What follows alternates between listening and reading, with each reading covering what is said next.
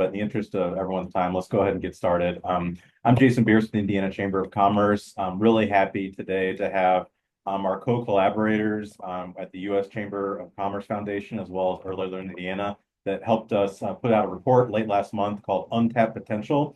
I'm really looking at the issue of childcare in Indiana from an economic lens. If you are the parent of young children, you have parents of young children in your family, don't need to tell you about the cost of childcare, presuming you can find it. But what is less known, I think, is the economic implications to Hoosiers, whether they be taxpayers or employers writ large, irrespective of whether they have young children in their family now or not. As I believe you all know, the chamber has really made increasing access and affordability to high quality childcare and early learning really a top policy priority for the past few years. We expect it to be at the top of our agenda again this coming legislative session, but we thought that this would be a really good opportunity to kind of level set, give you arm you with some information and some data that hopefully you can use in conversations you're having with members of your community as well as your legislators, and really kind of put some numbers on an issue that we know has really far-reaching implications, whether it be for the brain development and the kindergarten readiness of our young children, whether it be ensuring working parents are able to be engaged in the workforce, or even when it comes to longer term economic and workforce development issues. Increasingly, childcare, along with housing and transportation, are kind of the new infrastructure issues of our time. And so today, kind of we have a two-part agenda. As I said, we have Aaron Merchant with the U.S. Chamber of Commerce Foundation. He's going to kind of spotlight some of the key takeaways from the Untapped Potential report with Indiana specific data, as well as kind of share a bit about the larger national landscape on this issue. Certainly, Indiana is not alone in grappling with the best way to increase capacity and access to childcare. And then Maureen Weber, in addition to being the president and CEO of Early Learning Indiana, also chairs the state's Early Learning Advisory Committee. And so she's about as engaged and informed as anybody there is on this issue. And she's going to spend a few minutes kind of give you the lay of the land as it pertains to Indiana right now, both the good progress that we've been able to collectively achieve over the last couple of years, but certainly we're far from done, and there's a lot of work yet to be done. And she's going to kind of paint that picture for us. In terms of format, as I said, we're going to start with Aaron. He's got a few slides he wants to run through. We'll pause. If you have questions, please drop them in the chat,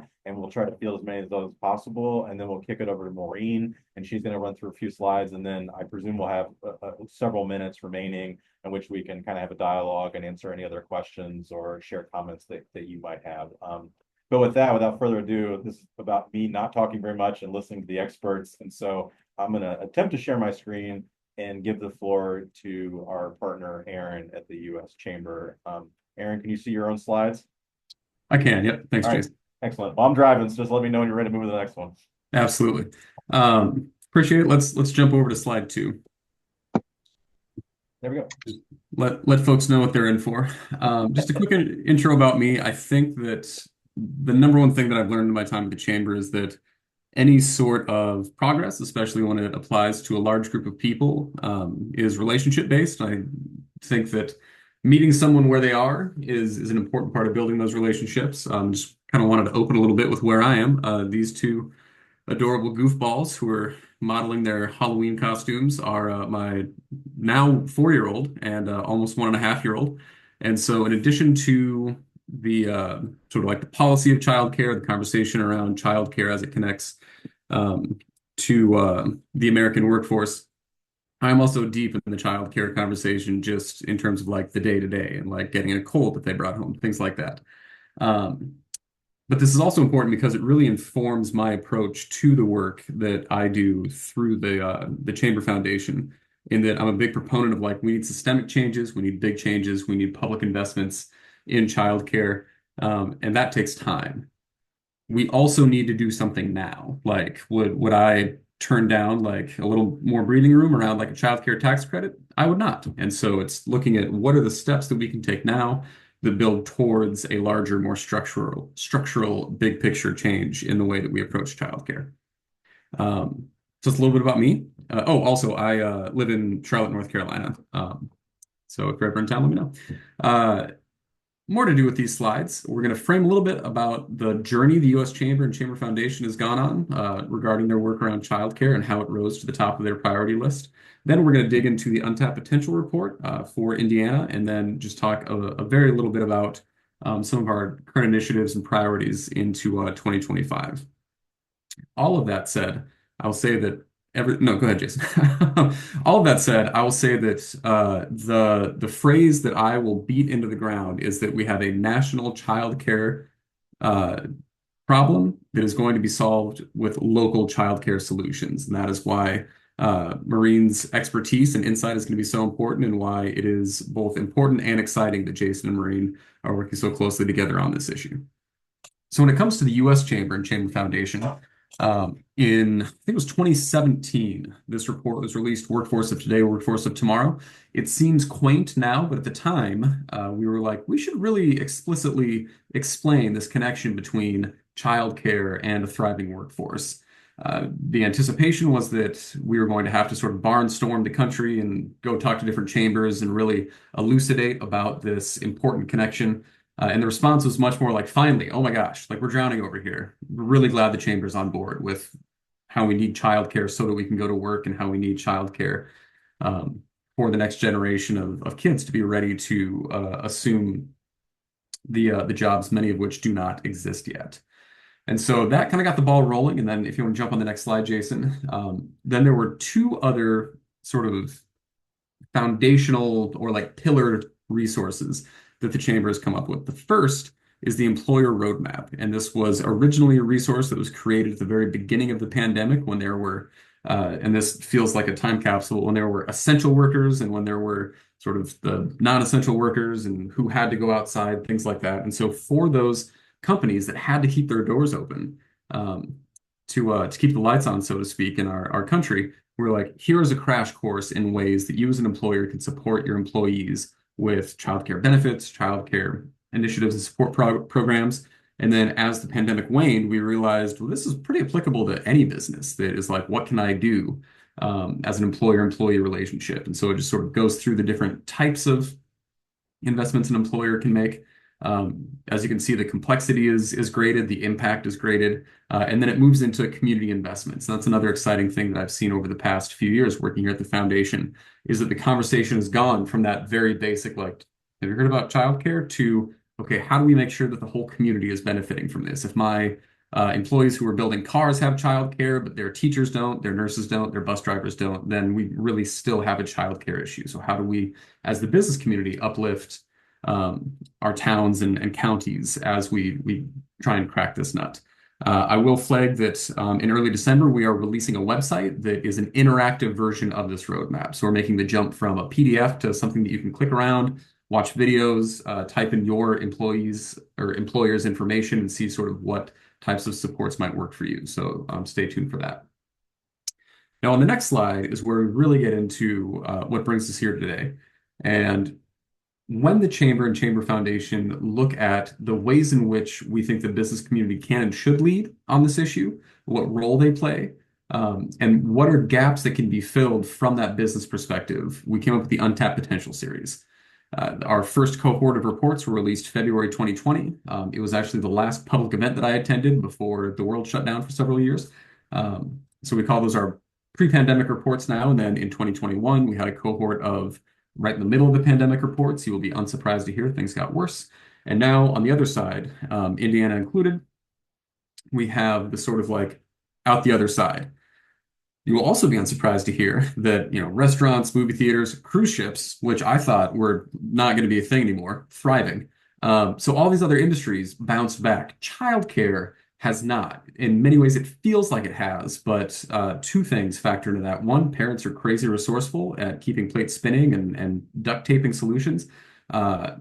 And two, there has been a boom in like flexible work, flexible hours in certain industries. They're not applicable to all industries, but I, for example, work from home. I can't tell you how many calls I've taken like on the way to or from dropping off my kids for childcare. But the root causes of the instability in the childcare sector remain, and if anything, have been exacerbated by the pandemic. And I know that Maureen will talk a little bit more about that. But what we look to capture in these untapped potential reports is a snapshot as to the amount of economic, you could say economic losses, economic disruptions. The untapped potential refers to economic gains that are being left on the table due specifically to childcare breakdowns for working parents with kids under the age of 6. And so this is not meant to be prescriptive. It is meant to be a snapshot in time and take a sort of a kind of a cold look, to be honest, at this is like if one cares about nothing else but the dollars and cents and the output and where we should allocate resources by not investing in childcare, it is costing billions of dollars. Specifically, next slide, Jason. Um, oh, that's right. I put the numbers on the next slide. I was like, big reveal. Anyway, no, we keep it on here. Specifically, $4.22 billion. Thank you. Thank you for that quick work, Jason. So in Indiana, surveyed hundreds of families, did our best we could to have a representative sample that speaks to the demographics of the state of Indiana. We learned several things, and we'll get to the dollars and cents on the next slide, but we learned that when it is possible, what parents, working parents prioritize the most is flexibility, whether it's working hours, working days, being able to work from home. And I think this tells us two things, and it might be armchair psychologizing this a little bit too much. I think it tells us two things. One, I think that working parents are really like, I can make it work. I just need a little bit of breathing room. Now, that doesn't mean this is the solution. It doesn't mean, okay, just give everybody flexible working hours and we've solved our childcare crisis. But it means that the margins are tight for working parents and any amount of extra breathing room is helpful. How do we, as an early childhood advocacy community, as the business community, take it past just surviving? And I know this phrase has been beaten to death, but how do we move from surviving to thriving, right? Now, to achieve this, we need to look at who are the folks that are the most impacted. Everyone is impacted by this, but over 33%, I think it was 36% of low-income parents experienced employment changes specifically due to child care issues. And so these are folks who have the least breathing room, having their lives the most disrupted because of child care challenges. And what I think even more so than the billions of dollars was the biggest takeaway for me from this report is that affordability is the number one driver of childcare choices for parents. But the top priority was the trust, health, and safety. And so you could extrapolate from that parents, and again, you saw Pooh and Piglet, like I can testify to this, parents are sacrificing their priority of trust, health, and safety due to the affordability issue. And so on the next slide, in terms of not being able to afford something, good news, bad news. The bad news is that Indiana has a childcare crisis. The good news is that you are not alone, right? Like we're all in this together. In fact, Indiana's doing better than a lot of states in a lot of different ways. But so we're looking at $1.17 billion lost just in tax revenue. We're looking at over $3 billion lost due to turnover and absenteeism and productivity.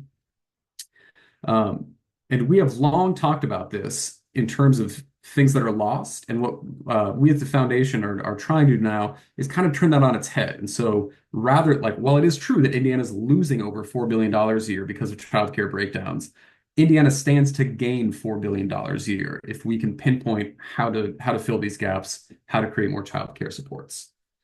On the next slide, we also look at like the human cost of this. And so we had folks in the narrative portion of the survey talk about how they took a pay cut because they had a supervisor who maybe did not understand just how tenuous that balance is between being productive at work and making sure that you have care for your kids. There was another parent who had to actually turn down a full-time position. They were a part-time worker, turned down a full-time position because the math did not add up with the amount that they would gain in salary. They would have to pay out more in full-time childcare. Still another parent talked about how their wife had to straight up drop out of the workforce, which is the worst case scenario. And it becomes harder and harder the longer you're out from the workforce to re-enter it because of childcare. And I think we have one more. Educational opportunities. This is oftentimes overlooked and is detailed in the larger report where the opportunity to advance your skill set, to get increased credentials, increased education is oftentimes limited by a lack of quality and available childcare options. So what do we do about this? Again, I'm going to let Maureen speak about Indiana, but nearby, 4 random states selected in a raffle. In Michigan, we've seen the TriShare program. I won't go into super details, although I can in the Q&A if you'd like. But as the name would imply, TriShare, it's an affordability model where the state government pays a third of the cost, the employer pays a third of the cost, and the parent pays a third of the cost. So this obviously helps with the pocketbook issue of childcare. I think that folks in Michigan would also tell you that this is now illuminated sort of issue 1B or 1A, which is even harder to tackle. But more affordable childcare is only as helpful as the amount of childcare that is available, right? And so, how do we tackle getting more qualified childcare providers into the workforce? Um, in Ohio, I know that they're coming at it from a couple different angles, and whether it's tax credits for businesses, facilities grants, retention bonuses, things like that. There's a lot of different bills in Ohio, and we're kind of seeing, what passes, what the messaging is, and then I think that next year we may even see a lot of things passing because they sort of threw a whole bunch of things out there this year, and they're seeing what takes hold. Kentucky did two things that are really interesting. They created a public-private partnership that enables employers to offer a stipend to help defray childcare costs to their workers with a certain family household income. And then the state will match that. So if you're within this income range and your employer offers a $400 a month childcare scholarship, the state matches it, and then it's an $800 scholarship. Now, even more impactful than that, in my humble opinion, is that they adjusted and I think that Indiana has also um, done something similar, is looking at doing something similar, but they've made it so that childcare for the children of childcare providers is heavily subsidized by the state so that we have more providers in the workforce because childcare providers, we know that wages are not as strong as they need to be. A lot of childcare providers are eligible for public benefits, and for a lot of providers, they can't find childcare for their kids, and if they can, they can't afford it. So that's keeping qualified providers out of the workforce.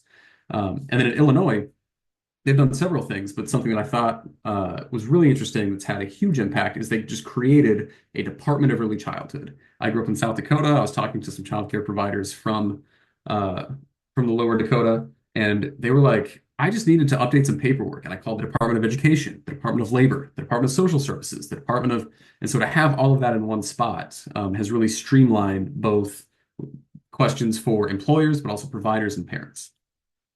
Um, and then last but not least, and this feels like it's kind of coming out of nowhere, but I promise it's relevant. Um, Looking at 2025 at a federal level, people are calling it either the tax Super Bowl, and I'm told that's the glass half full version. I was talking to the Chamber's tax guy, and he's like, some people are calling it tax Armageddon. Either way, it's going to be a big year for taxes in DC in 2025 because the 2017 tax credits are up for renewal. And so there are many different states who have implemented state level childcare related tax credits that benefit either employers, providers, parents, or all three.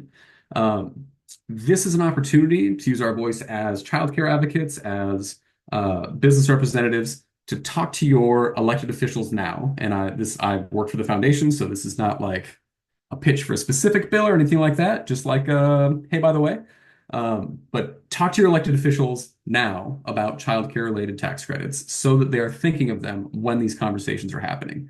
And for us, the big three are 45F, which is actually the IRS tax code. It's just much easier to say than the employer provided childcare tax credit. And that's where employers can write off a certain percentage up to a certain amount of the investment that they've made in childcare supports. We're also looking to expand the allowable costs for those supports. Right now, mostly it's sort of like on or near site childcare. The child and dependent care tax credit. Right now, if you have one kid, you can get up to $3,000, two kids up to $6,000 through that CDCTC. However, taken out of that $3,000 or $6,000 is the amount that you were able to withhold pre-tax through your child care flexible spending account, which is an employer benefit. Now, why those two are tied goes back to like 1984 or something like that. So decoupling those is something that the chamber's gotten on board with, and also, I mean, again, I'm not going to turn down $3,000 for childcare, but that's also like 2 months if you have one kid.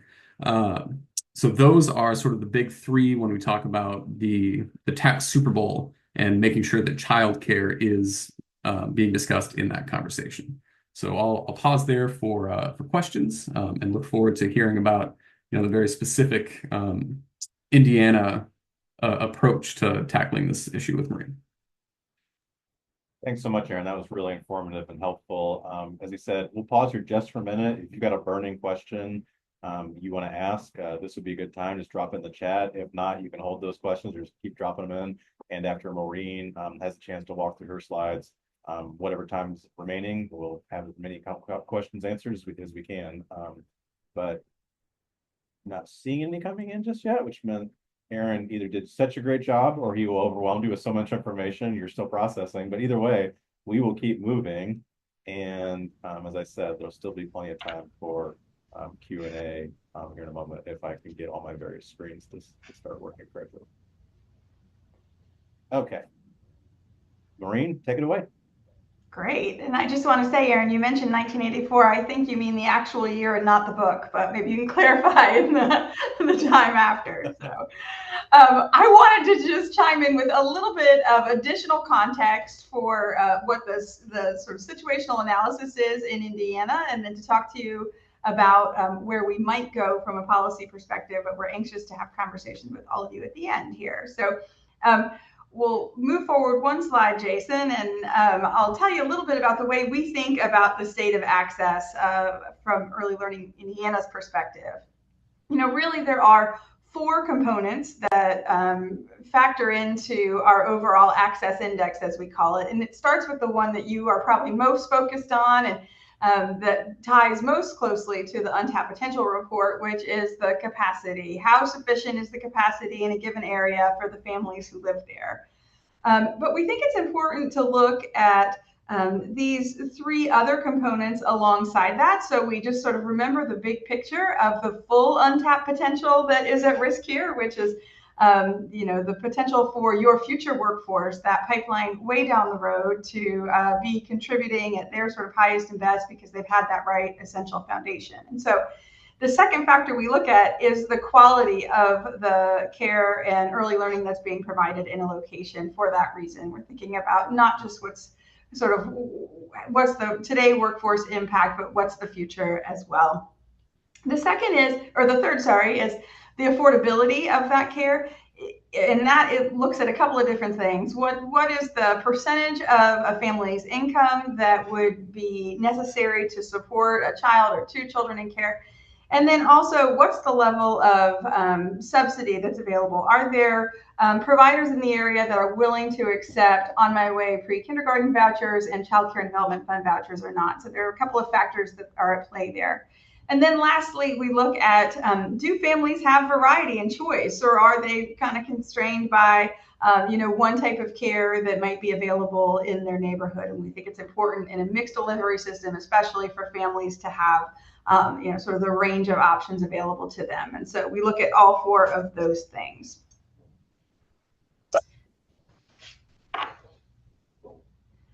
All right, so how are we doing? And I'll say, as we think across the about 500,000 young learners that we have in Indiana, the answer is we're doing fair to middling. If we add up all those 4 factors into our access index, we score in the low 60s, which is different than the first number that you have here. So I'll kind of step through these, but we score between a 62 and a 63. Out of a scale of 0 to 100. So we're over the midline, but not by a lot. And we've been tracking this now for 4 or 5 years. And over that time, we have seen steady growth, but relatively minimal growth year over year. What we know, if you kind of break down those factors, is that we have capacity for about 61% of the children who are likely to be in need of care across the state. There are communities where, if you can believe it, we have more than 100% of the capacity that we need. Those tend to be large urban areas, but not exclusively. And then we have communities where we have 20, 30% of the capacity that we need. And you can look on our website and dig into by census tract to your neighborhood, your community, and understand how you fare. The next really important factor that we think about then is what is the percentage of high quality care, and how many of the children that we know exist can be served by the high quality that exists. And that number is, far less than a third, about 28% of children across Indiana who can be served through our existing high quality capacity. And then on the question of affordability, and this number I want to say varies widely depending on the place in Indiana where you are residing, the type of care that you are seeking, whether it's in a school-based setting, a licensed child care center, a registered ministry, a family child care home. And it also varies a great deal based on the age of your child. So as we look across Indiana, 11,000 is a rough average that is a fair number to use for one infant. But I will say, for example, in our centers we operate licensed centers in downtown Indianapolis, and infant care is $400 a week. In parts of the state, we know it exceeds that number entirely. So that's kind of a snapshot of where we are. And we wanted to talk then about the role of government and employers, which in this case, there's pretty good alignment between the roles of both of those. We know that there's work to do really from a variety of stakeholders to achieve what I think we're all after here. Indiana, about 2.5 years ago, settled on 4 overarching policy priorities. The first being to make sure that whatever we do, that we're improving learning and kindergarten readiness. You all are no doubt familiar with our iLearn results, spend a lot of time thinking about 3rd grade reading and related measures. This is a piece of that conversation and that puzzle as we go forward. The second is about increasing the supply and sustainability of high quality providers. The workforce connections are so clear here. This is probably where you spend a lot of time and interest sort of out of the gate. But we also want to make sure that we are doing things to increase the affordability for families and addressing that concern that Erin brought up, so that families' preferences and their sort of ability can come into greater alignment. And then lastly, to improve and increase the system capacity. So, this is a part of government. It's a sector that is, I would say, relatively nascent, that is not as advanced as many other support sectors that we have. And so we have some opportunity there to strengthen as well. I want to just spend just a quick minute. If I'm sitting in your shoes, I'm wondering sort of what is the role of government here? And there are sort of the obvious things and some other things that may be a little bit less obvious, but are also levers that are available to state and in some cases local governments as well. And you have them here. It starts with the regulatory environment and making sure that it is first and foremost, accounting for the health and safety of children, but in such a way that it doesn't introduce any unintended barriers to entry, which I think we've seen in lots of states. We have a quality rating and improvement system. You may have heard of it, called TAS to Quality, which is a measure of the quality of care that we have available. And so the state sets those standards, and that's an opportunity to influence how the system works. It provides vouchers in the form of child care and development funds and On My Way pre-K. In that first bucket, those are primarily federal dollars that are flowing through the state and being allocated out. It can make public workforce investments, and the Holcomb administration has been very active in using this lever over the last couple of years to make change. And then the operations of government itself, which primarily run Erin talked about all the different places you can have to go. In Indiana, there's a shared governing structure. It is primarily owned by Family and Social Services Administration and the Office of Early Childhood there. But it is shared in certain key respects with the Indiana Department of Education. And so we have a little bit of that blended model happening here as well.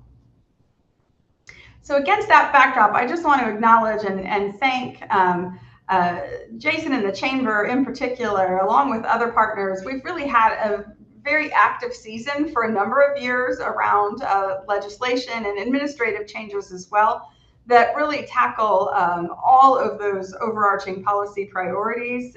Even if, as Jason said, we're not there yet, but we have made substantial progress with support from many of you on this call. So I want to acknowledge and thank you all as well.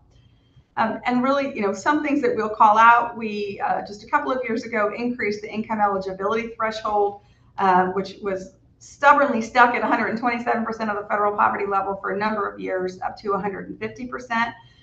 That's a good jump. It's promising for sure.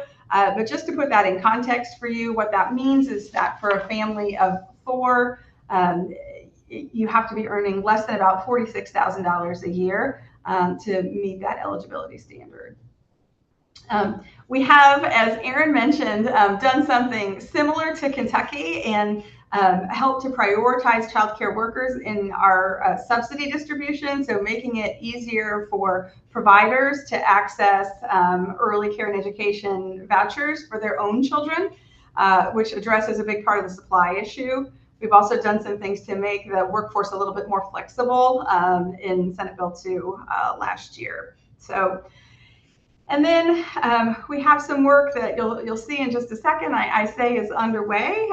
We've done some work to modernize our overarching regulatory structure and that rating system as well, but we're not across the finish line with those two things yet. And then lastly, and I know just seeing some of familiar faces here on this call, some of you have taken advantage of these things. We have, over the past couple of years, incentivized employer participation in new and different ways. Just at the start of this biennium that we're currently in, the General Assembly adopted a tax credit for small and mid-sized businesses who are providing employer-sponsored care. And I think it's still pretty early in the game for us to understand the efficacy of that tax credit, but something we're watching carefully. Also, the state of Indiana made $25 million available in grants for employer-sponsored care. And then there's a big bet going on, and some of you may be coming from Northeast Indiana, around that tri-share model that Aaron mentioned, where it is a sort of a 3-part model with shared responsibility between the government, the employer, and the family. So the backdrop of all those recent things, and Jason, you can just line these all up here. We don't need to prolong the drama, but I wanted to just stop quickly and where, how we're doing and sort of where we find ourselves then, understanding that there's an election that's headed our way in just a couple of days. And this is the world according to Maureen. I would characterize that we are sort of mid-stride in a number of key reforms. We have made recommendations for how we might re-regulate the industry. That is you might imagine, arduous process. And so we have not completed that yet. And I think that's something we need to consider. We've made changes for how we can focus on the measures that matter most when we're thinking about quality, so that the business community, the government leaders, and others can make sure that we're getting a return on our investment in early care and education. And we've done some things to change our reimbursement and, as I mentioned, income eligibility rates that we started with American Rescue Plan or pandemic era dollars that we now have to figure out sort of what is our ability to maintain. I will say, there is increased interest, and if you've turned on the news, you've heard that this, continues to be a hot topic around what I call family empowerment investments, and how can we strengthen families' hand as they are in Aaron's shoes and have young children at home. How can we support them in different ways? And I think, strong bipartisan support for approaching that differently. Across Indiana, we're hearing from rural communities who are understandably advocating for more local autonomy over how they spend early care and education dollars in ways that are most targeted to the needs of their communities. On the flip side, we have a number of urban communities that are exploring universal pre-kindergarten and sort of wondering how do they take their existing system to that next level. And across the state, I would say, if we can agree on one thing, it is that everybody feels really antsy to do something. And so that's why I'm glad you're all here and we can continue this conversation here today. So with that, before we get to that discussion, I'll just put my cards on the table. So from our organization, and Jason, I think there's one more click for a cute child. So I want to make sure that this one makes their way to us. So not mine though, Aaron, but cute nonetheless. I want to just put our cards on the table for the areas that we're sort of focused on as an organization around the things that we would hope would happen in the upcoming years as we think through the policy lens. And the first is to continue to sort of carry out that regulatory reform so that we can have the optimal set of facts in front of us as we operate in what we know is a difficult environment. And also that we think about ways to incentivize administrative scale. And that's not to say that we need large kind of licensed childcare centers like the ones we operate. I think that doesn't make sense actually for a lot of environments. But there's more that we can do just to get the same kinds of economies of scale through partnerships and others that you would try to do in your businesses. The second is we really do have to, I believe, focus on what matters most. We are spending, whether we like it or not, we are spending hundreds of millions of dollars in early care and education, and we ought to understand whether we're getting what we paid for in terms of the quality of learning outcomes for our long-term health as a state. And then lastly, to really think about the experiments that the state has underway to operate different types of public-private partnerships, some that we've talked about already, some that maybe you may be familiar with, but to think about how can we leverage the fact that the public sector and the employer community are aligned in many ways in their interest to maximize the workforce and to put those interests together in a way that serves the overall good. So with that, Jason, I will stop talking and welcome questions for me or for Erin. Thank you both. And I appreciate that Erin came out of the gate strong with his two adorable children, but you just like doubled down with even more adorable children. And I have two at home, but they didn't make it onto the slide. Let's see. We have at least one question in the chat so far, but maybe it's already been answered. It says, what is high level care and what would be considered low? I don't know, Maureen, I presume you want to take that one? Yeah, sure. I'm happy to. So in Indiana, there's sort of I'll answer with our current benchmark and then what I think good might look like. So in Indiana, there is this paths to quality rating system, which is basically a scorecard. It's a report card that providers can voluntarily opt into the system, and if they get a certain number of points on that system, then they are considered high quality. The state considers anybody who scores a 3 or a 4 on the 4-point paths to quality scale to be high quality in Indiana. The work that we've been doing to refine that a little bit really is to say, okay, there are a lot of good inputs and things that we could focus on, but how do we get to the heart of whether the early care and education system is producing the learning and development outcomes for young children that we know will sort of ensure our success long term as a state? And so what we, in partnership with the Chamber and United Way of Central Indiana and others, have advocated for is that we really look at more objective measures of quality and focus on those things that are giving us the best indicator of whether we are going to have children who are coming out of this system kindergarten ready or not. And so that looks like, first and foremost, is the quality of the interactions happening between caregiver and the children in their care. And there are different ways to measure that, but that is the single biggest predictor of whether we will eventually sort of have the learning outcomes that we're after or not. There are other measures as well. Excellent.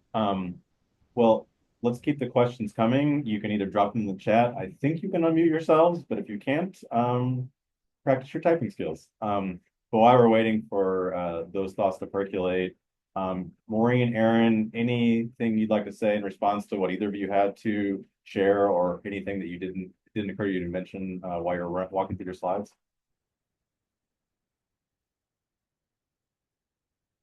Or you can just stare at each other.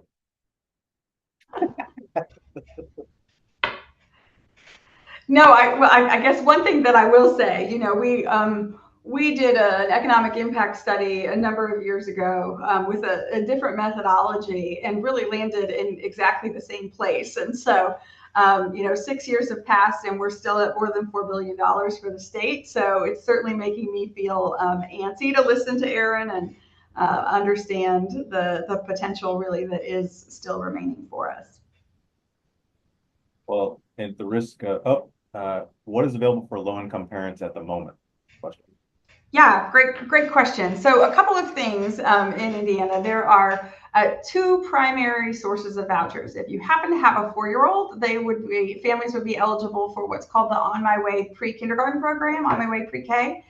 And if you have children who are in childcare, and that's all the way up to, I believe, 12 years old, you would be potentially eligible for Child Care and Development Fund vouchers. And that is that federal program that flows through the state of Indiana and is really the primary source of assistance to low-income families. I will add too, if you have very low income families, then they may be eligible for Head Start or Early Head Start dollars, which is a different federal program, but that also provides a number of seats in this area. Great. Well, we have a question from Marilyn Moran Townsend, and if you've been in childcare conversations for the last few years, you know that she's no stranger to this issue. She asked a question. I might give a little context before giving Maureen and, well, Aaron probably in particular a chance to respond. She says, what has been a successful strategy in other states to speed the administrative cogwheels in state government to reform regulations? And just to give those of you who haven't been as engaged in this issue a little color on that, 2 sessions ago, we supported legislation that essentially called upon the state to do a third-party review of all of those existing regulations with the opportunity to streamline and simplify them while still preserving health and safety standards. Last session, we sort of brightlined that and said, you will do this and you will do this even quicker. And a firm was in fact hired that came up with a series of what we thought were pretty reasonable, practical recommendations. Where that stands currently is the state says that they're going to need 24 to 30 months to do the rulemaking. Maureen had that on a slide. I think for those of us who've been really pushing hard to move quickly on that path, that's a bit of a frustrating time frame. That'll be midway through the term of whoever the next governor is before we make good on the promise from a session or two ago. So I don't know, Aaron, you mentioned during your comments that at least Illinois had kind of put everything all under one umbrella. I don't know if that sped up the cogs of government or not, but any examples or thoughts you'd care to share in terms of states that have seemed to be more effective than others in sort of moving the government apparatus along at a more productive clip on these issues? Yeah, it's a great question. And I mean, I'll be candid in that I don't have like this place is doing it really well. But I do think I think two things. I think first, at least from my perspective, I have seen some hesitance I mean, just from lots of people, but especially from the business community to sort of speak openly about the idea of either loosening or cutting regulations, et cetera, because a lot of times that sort of like snippet will be what's taken and run, right? And then it's sort of, well, business doesn't care about the safety of kids or whatever. And so it's almost out of like a fear of misunderstanding that there are stakeholders that just sort of like don't touch it. But I have seen an increase, and I think having like a third party or like a neutral player do the review is a great start because we have seen folks start to look at, well, okay, we want quality, we want safety. There's no chamber or business that I've talked to who has advocated for, just like I don't care what the kids are doing as long as the parents are at work. Like they want some place where kids can grow and thrive and lay that foundation. But there has been an increase in the conversations around like, do hooks need to be 12 inches apart? Like you're running out of wall, and so you only have this many hooks, so you can only have this many kids. And I think that every single state has that sort of like example. Like I think it was in Seattle where there's a family childcare home provider who wanted to buy the house next door so they could also provide care in the house next door with additional providers. Not like she would like bob back and forth between the two houses, but because that would be a business instead of a primary residence, and it was 2 stories, they needed an elevator, even though the kids were not going to go upstairs. So it's just like stuff like that that can be sort of weeded out that impedes progress. I do think there's a growing chorus to be like, okay, what just like logistically doesn't make sense? In some states, there are rules from like the 1930s about you can't have kids within a certain radius of a mine. And I mean, I'm not an expert in mining, but from what I'm told, the chance of a mine explosion has gone down significantly in the last 100 years, right? So maybe it doesn't need to be quite such a large radius, etc. And I also think that chambers and like economic development councils can play a role in some of this when we're sort of vision boarding, when we're talking about like, okay, we need to revitalize downtown, or we need to like build up the waterfront, or oh, like our town has grown, by 20% in the last 4 years. We need more affordable housing. We need more. And so when you look at those future forward plans, how do you bake childcare in to that? Like if we're going to build up the waterfront, we got to make sure that we're not going to have people have to drop off their kids, 45 minutes away to come to work at that. So how do we make sure that there's some sort of childcare near this new area of commerce? And then when you're reviewing how to bake childcare into those plans, that is, I think, a really ideal time. Not that you should wait specifically for that. I'm not saying wait for like a huge economic development project to have this conversation, but those are the instances where conversations about regulations, about red tape, about what was the phrase, the cogwheels in the regulations, to have those conversations and be like, how necessary is XYZ? And the last note that I have on that is that there are also, in terms of like impediments towards this, things that have to do with regulations, but nothing to do with the kids, in so much as I know there are some counties in California where it's like to open any business, there's, like 7 different applications, and those applications can have fees from anywhere from $50 to $5,000, etc. And in one county in California, they were like, okay, well, if you want to be a childcare provider, you still have to fill out this paperwork. We're not going to charge you the 2 grand that we usually would to file it, because that alone is enough to, in a sector where profits are tenuous at best on a good day, we're going to decrease, the burden of entry into this. And so I think there are a couple different ways that you can approach um, those types of regulations and hoops you have to jump through. Thanks, Aaron. That's really helpful. And just to clarify, our position on this, nobody in Indiana I've heard, and certainly not the recommendations that came out from that legislative mandate, are suggesting doing anything that would be disruptive from a health and safety standpoint, not touching ratios, things of that nature. When we are talking about those, there are just a whole bunch of rules that probably made sense to someone at some time, but taken in the aggregate just become really burdensome. And in some cases are just kind of curious as to why they were able to establish to begin with. Maureen, I wanted just going to give you a chance to add to anything that Aaron said, but two, just for my own enjoyment, if there's any particular curious regulation you'd like to call out as one that just seems particularly silly, at least on its surface, maybe you can share that as well. Well, there's my personal favorite, Jason, which is that you have to put plates on the table to serve food before you call the children over. Otherwise, they will get antsy. And I would just like to say, as a mom, and certainly as I watch, our 100 classrooms across our own network, you do not have to tell me that I need to have the food ready before I call toddlers over. Common sense has done that for me. But I think we run into in Indiana, and this is a place where I do think employers have a role to play. A big challenge is around facilities and the readiness of facilities. And one Southern Indiana example I know that Aaron said every state has one. This is probably my favorite, which is there was a local large provider that couldn't get licensed because it needed to have a hand washing sink in the kitchen. And the sink in this old facility was right outside of a kitchen door, but essentially without a barrier in between where the kitchen was and the hand washing sink. It had a meal prep kitchen already, or sink already in the kitchen, but not hand washing. So I think there are those types of facility things that, first of all, if you have facility space available, I'm sure that would be a welcome conversation with local childcare providers in your area.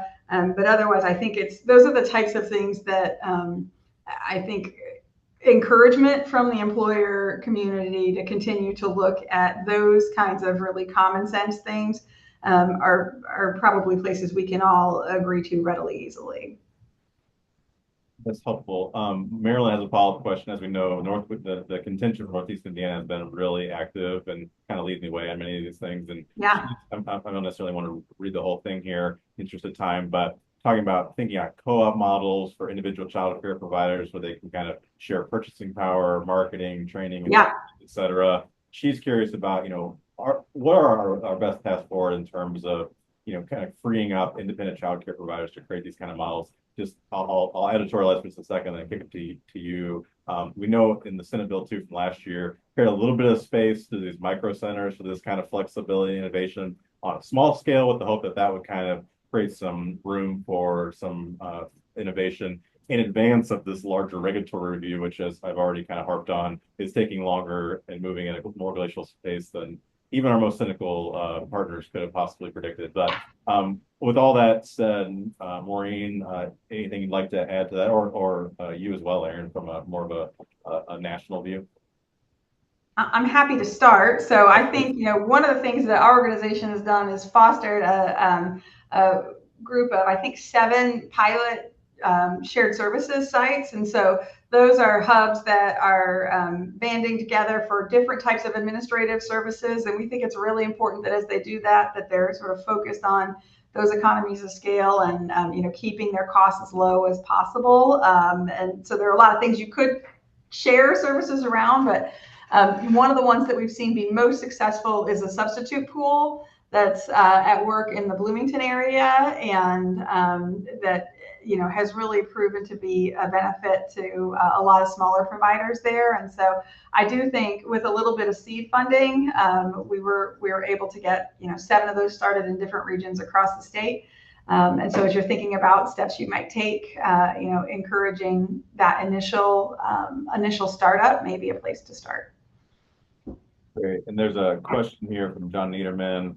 It says, in working with entrepreneurs wanting to start up or expanding family child care homes, their greatest barrier is capital and finding landlords to lease to them. What models, if there are any, are being created in other states and areas of Indiana to increase capital for entrepreneurs in that space? Aaron, I don't know if you want to start. Maybe Maureen, you can point to some state examples if there are any. Yeah, I would say broadly, a couple different things are happening on this front. The first, and something that I'm really excited to see sort of how it tracks, is in places that are both in need of housing and also are proactively addressing their affordable family housing challenges. In some places within a housing development, like baked into the housing development is are houses that are proactively fitted to be family childcare homes. And so if you're looking to buy a house, and let's say that you already are a provider, you're thinking about becoming a provider, et cetera, and you are also looking for a new home, this is a way that that the house is already up to code, already up to standard, and that is pretty forward thinking. So that's not necessarily something that everybody has at their fingertips, but I think it's an exciting progression in how, again, like that long view look is. I also think that I've seen, and admittedly, I try not to be, but admittedly, I'm in a bit of an echo chamber working on childcare every day. So like in my mind, I'm like, oh, this is everywhere. And then I'll talk to somebody who doesn't work on childcare and they'll be like, nobody's ever heard of that. So bear with me. But I feel like there's been a real spike in like CDFIs, organizations that specifically are looking at how do we get more capital to childcare providers of all types, but especially family childcare home providers, because that is oftentimes the greatest barrier. And then third, and I would say this is related to, if not directly answering the question, but I mean, all the oxygen is being taken up by the election right now. And so I'm not pretending like we're going to release this like, in the next month. But a big push here at the U.S. Chamber Foundation in early 2025 is looking to both continually remind folks that we talk about the business community, we talk about childcare providers sometimes as if they're like 2 separate entities rather than childcare providers being incredibly important small businesses. And to that effect, we would really like for the U.S. Chamber Foundation, and then through us sort of like hopefully leading the way on this, empowering other state and local chambers to take up similar stances, but providing resources, providing cost-effective ways to provide some of that financial information that maybe if you're trying to that's childcare specific, if you're trying to get a new business off the ground, specifically childcare, if you're trying to expand that business, if you find yourself, I was talking to somebody in North Carolina the other day, who a woman was like a lead teacher, and then the director of the site left, and so she was promoted. She was like, "I went to school to be a teacher." She was like, I don't mind being the center director, but like, I have not dealt with payroll before. I have not, and so just creating kind of a one-stop shop for those types of resources, just so there is that. I don't want to say, I don't want to use the term financial literacy because that kind of implies that there's a financial illiteracy that needs to be addressed. But I just mean like an increased financial savvy, I think would be helpful in these situations. And so if folks have resources that already exist, let me know. But we're first trying to create a bank, and then from there try to create sort of chamber-specific resources to support those small businesses that are providers. Great. Maureen, anything you'd like to tag on from what you observed in Indiana or just talking to your peers in other states? Yeah, I mean, I guess just a couple of things I would say. In addition to the really important barriers that John mentioned, we are hearing increasingly insurance is a challenge for childcare providers in a way that they're having trouble getting to opening. I don't really have more to add on the issue of capital, but I do think finding landlords to lease to them could be aided by that legislation that you just mentioned in passing, Jason, around the micro facilities. And the idea is there a lower burden set of standards that could be used in really small facilities? I can't remember the exact bar. I think it's serving 30 or fewer children. Jason, does that feel familiar? And so, I think that could be a good entry point into the industry, and it may sort of widen the real estate pool, understanding that those requirements will be lessened than traditional facilities. Great. Well, we just have a couple minutes left. If there's a burning question, please drop in the chat, but I might give Aaron and Maureen a chance for any final closing thoughts you'd like to share with the group. Aaron, starting with you as our North Carolina guest. Yeah, I mean, I've shared a lot of thoughts with you today, and so I wish I had like and go do this and we'll fix it. But in all seriousness, it is gatherings like this, platforms like this, that will continue to keep childcare a top priority list as it should be. There's more data than there ever has been before about the importance of childcare, both for children, for families, for employers and economies. And I think that we are in an exciting but also a little bit scary phase of like we've identified the issue, and we're now in the forest figuring out how do we get to the other side of it. And it won't necessarily be quick or easy, but it will absolutely be worth it. And I think that in a lot of places, Indiana and bordering states, we're already seeing some of the benefits of prioritizing childcare as it should be. And so it's groups like this that sort of, regardless of what the national political climate is or whoever, are holding the levers of power, as long as we're demanding, answers and action on childcare, that ball will move forward. So just keep up the good work. Well said. Maureen?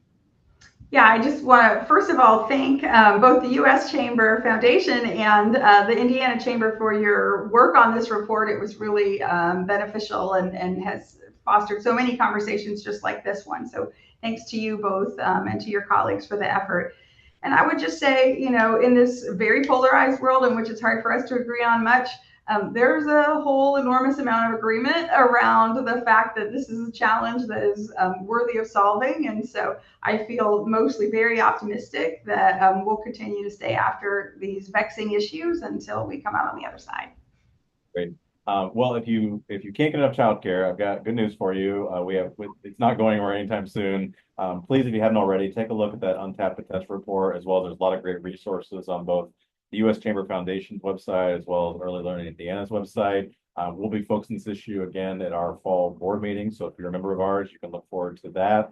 And certainly it's going to be at the top of our list of priorities for the upcoming session. I mean, I think if there's good news in all of this complexity and this intractable problem, is that I think we collectively as a community have been successful as reframing it both as a workforce and an infrastructure issue. And we have a whole heck of a lot more people that care about this and think it's a priority than we did just a few years ago.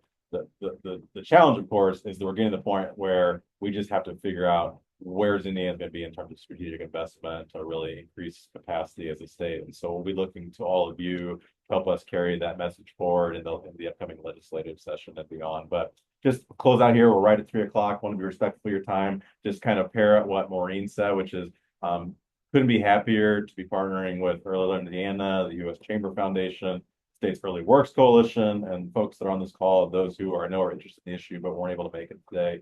And we'll just keep pushing forward as a community of advocates, and hopefully just keep this issue both on the radar, but also the momentum at our back. And so with that, it's at 3:01 p.m. Thank you for your time. Enjoy the rest of your afternoon, and to be continued. Thanks again to Aaron and Maureen. Bye.